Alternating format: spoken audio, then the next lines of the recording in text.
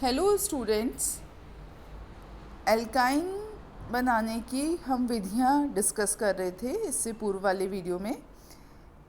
इसी पर ही हम आगे चलते हैं कि जो सिंपल एल्काइन है एसिटिलीन, उसकी प्रिपरेशन किस प्रकार से की जा सकती है। तो उसमें फर्स्ट मेथड है कैल्शियम कार्बाइड की यदि जल से अभिक्रिया कराई जाए तो एसिटिलीन का निर्माण होता है और कैल्शियम हाइड्रोक्साइड बनता है। तो जो मैंने आपकी फर्स्ट रिएक्शन लिख रखी है, इसी प्रकार से यदि आयोडोफॉर्म का यदि सिल्वर के साथ में रिएक्शन कराई जाए तो एसिटिलीन का निर्माण होता है। तो ये रिएक्शन लिख रखी है। आयोडोफॉर्म क्या होता है? CH3 को आयोडोफॉर्म कहते हैं और सिल्वर के साथ में रिएक्शन जो है वो बताती है कि एसिटिलीन का निर्माण हो रहा है। तीसरा जो मेथड एसिटिलीन के निर्माण में काम में लिया जाता है वो है इलेक्ट्रिक आर्क के द्वारा दो कार्बन इलेक्ट्रोड के बीच में कार्बन और हाइड्रोजन की रिएक्शन होती है, हाइड्रोजन और एसिटिलीन का निर्माण होता है। तो ये तो तीनों सिंपल मेथड हो गए। इसके अलावा जो है पोटेशियम मैलिएट से भी एसिटिलीन का निर्माण होता है, तो वो रिएक्शन भी है।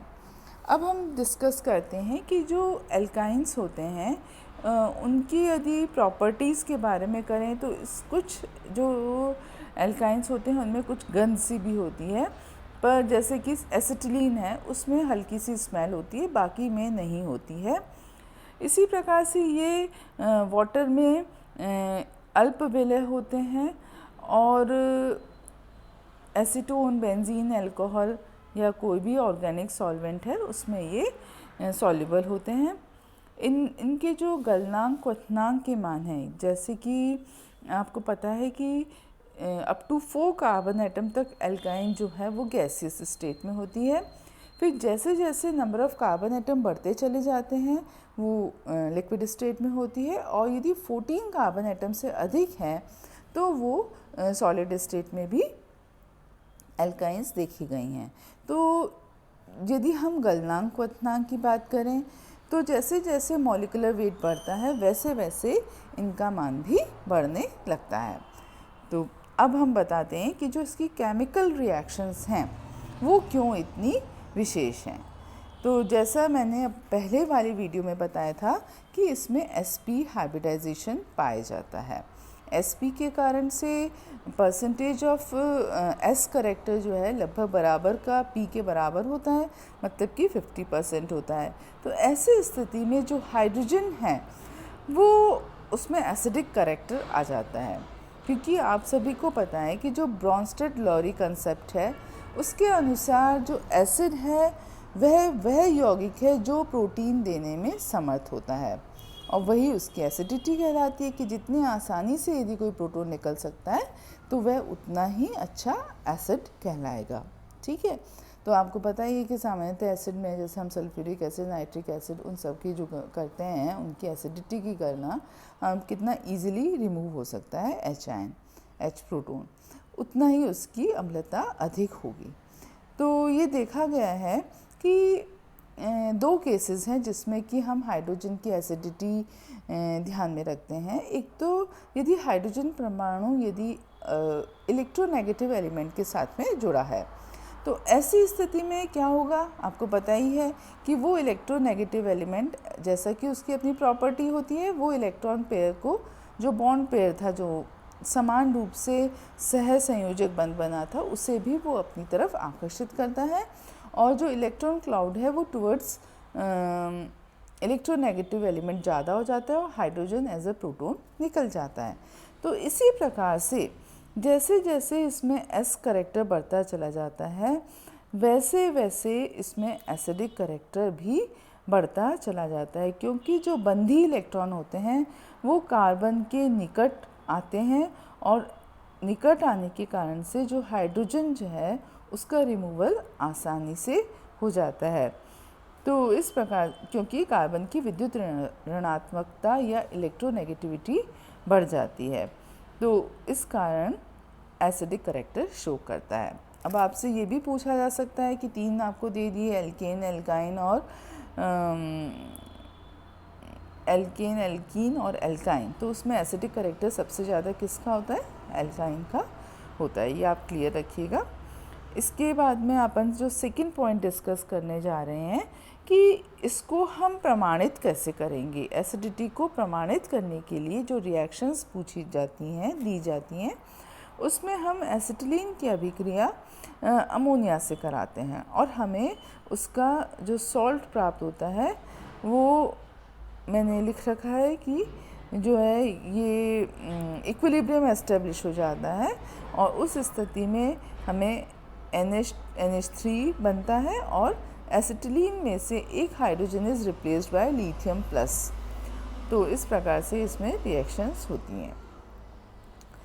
अब एक कंपैरिजन कई बार आपसे ये भी पूछा जाता है कि हम एसिडिटी की बात कर रहे हैं, रिमूवल ऑफ HIN की बात कर रहे हैं, तो क्या हम इसका कंपैरिजन अल्कोहल से कर सकते हैं या वाटर से कर सकते हैं? तो ऑफ कोर्स जो इसकी जो अम्लता है या सामर्थ्य बोलेंगे, एसिडिक स्ट्रेंथ जो होती है, स्ट्रेंथ जो है वो एल्काइन की स्ट्रेंथ अल्कोहल से कम होती है।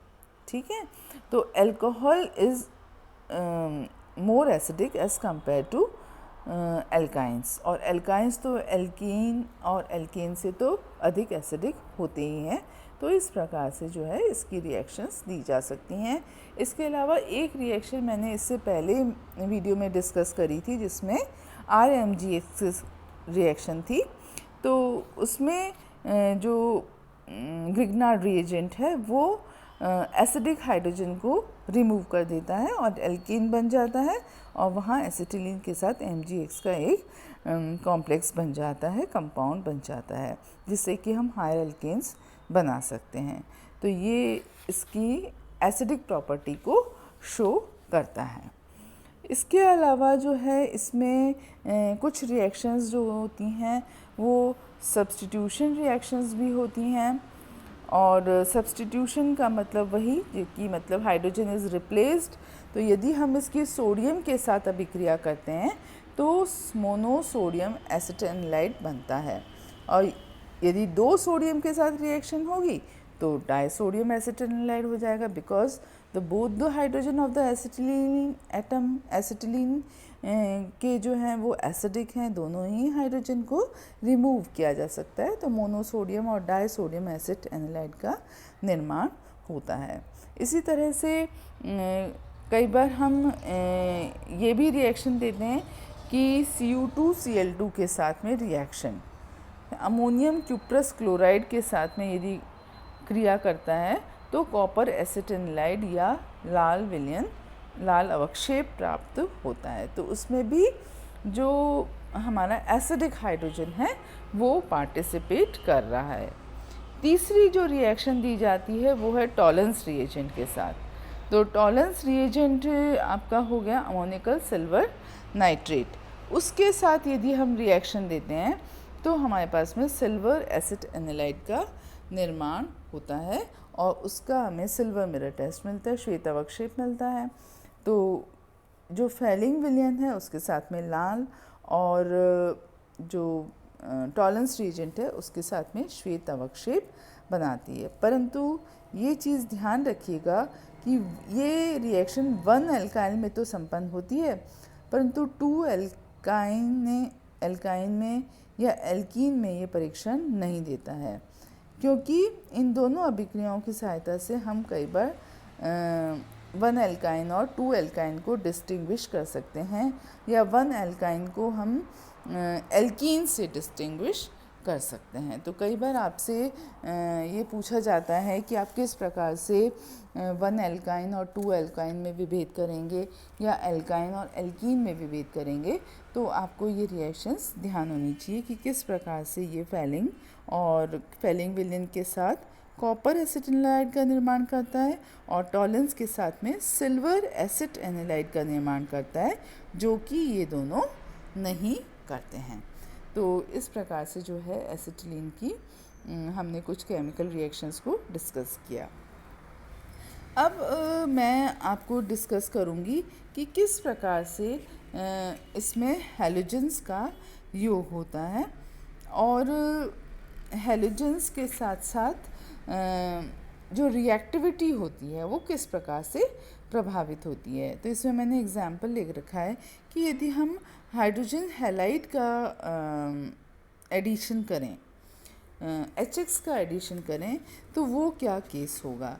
तो उस केस में आप देखेंगे कि HX के केस में हमारे पास में पहले तो मोनोब्रोमो बनेगा, फिर हमारे पास में 2,2 डाइब्रोमो ब्यूटेन बनता है यदि हम 2 एल्काइन या 2 ब्यूटाइन लेते हैं। तो ये प्रोडक्ट बनता है जिसकी कि मैंने मैकेनिज़्म लिख रखी है। वापस से यदि क्रियाशीलता के क्रम की बात होगी तो HI की क्रियाशीलता सबसे अधिक होगी और फिर HBr की होगी और फिर HCl की और फिर HF की होगी। पर आपको पुनः ये ध्यान रखना है कि ये रिएक्शन यदि in the presence of peroxide होती है तो एंटी मार्कोनिकॉफ के अनुसार होगी, और यदि पेरोक्साइड नहीं लिखा जाता है तो ये according to the Markovnikov's rule होगी कि जो हाइड्रोजन है वो उस कार्बन एटम पर जाएगा जिसके ऊपर की कम संख्या जिस पर कि ज़्यादा हाइड्रोजन उपस्थित हैं। जैसा कि आप इसमें एल्काइन के केस में देख रहे हैं कि 2,2 डाइब्रोमो ब्यूटेन बन रहा है, परंतु जो एंटी मार्कोनिकॉफ्स है उसमें जो Br का एडिशन जो है उस कार्बन एटम पर हो रहा है जिस पर कि ऑलरेडी हाइड्रोजन प्रेजेंट है। ठीक है, तो एंटी मार्कोनिकॉफ्स रूल ये बोलता है और मार्कोनिकॉफ्स रूल ये बोलता है कि जो हाइड्रोजन है वो उस कार्बन एटम के ऊपर जाता है जिस पर कि अधिक संख्या में हाइड्रोजन प्रेजेंट है। तो ये अपना जो है मार्कोनिकॉफ्स रूल के अनुसार जो है अभिक्रिया हो रही है और हमारा जो है हाइड्रोजन उस पहले हमारे पास में 1 ब्रोमो कंपाउंड बनता है, फिर वापस से दूसरा जो है हाइड्रोजन ऐड होता है वो उस कार्बन एटम पर होता है जिस पर कि ऑलरेडी हाइड्रोजन उपस्थित था, तो वहाँ होकर और Br हमें 2,2 डाइब्रोमो ब्यूटेन प्राप्त होता है। तो ये आज हमने एडिशन ऑफ हाइड्रोजन हैलाइड और एसिडिटी ऑफ एल्काइन पर डिस्कस किया, और इन रिएक्शंस को आप अच्छे से याद कर लें जिससे कि आगे जो हम असाइनमेंट देंगे, मतलब कि जो चैप्टर के बाद में जो क्वेश्चंस पूछे जाते हैं उनको करने में हमें सहायता मिल सके।